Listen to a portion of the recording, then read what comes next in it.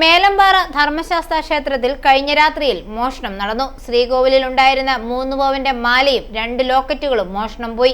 3 കാണിക്കവഞ്ചികൾ തകർത്ത നിലയിലാണ്.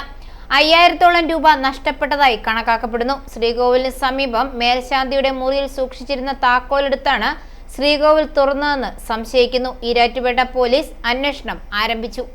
ക്ഷേത്രം ശ്രീകോവിലിൽ സൂക്ഷിച്ചിരുന്ന സ്വർണമാലയും 2 സ്വർണ്ണത്തകിടും ഉൾപ്പെടെ 26 ഗ്രാം സ്വർണം നഷ്ടപ്പെട്ടിട്ടുണ്ട്. കൂടാതെ നാലമ്പലത്തിലെ വാര്യരുടെ പണപ്പെട്ടിയിലെ പണവും നഷ്ടപ്പെട്ടിട്ടുണ്ട്. നടപ്പന്തലിലെ കാണിക്കവഞ്ചിയും ഉപദേവാലയങ്ങളിലെ കാണിക്കവഞ്ചികളും കുത്തിത്തുറന്ന് കാണപ്പെട്ടിട്ടുമുണ്ട്. സംഭവവുമായി ബന്ധപ്പെട്ട് ക്ഷേത്രം തന്ത്രിയെ ആദ്യം വിവരമറിയിച്ചു. തുടർന്ന് ഈരാറ്റുപേട്ട പോലീസ് FIR രജിസ്റ്റർ ചെയ്ത് അന്വേഷണം ആരംഭിച്ചു. ഈരാറ്റുപേട്ട CI SI ഉൾപ്പെടെ ഉന്നത ഉദ്യോഗസ്ഥർ സ്ഥലത്തെത്തി പ്രാഥമിക അന്വേഷണം നടത്തി.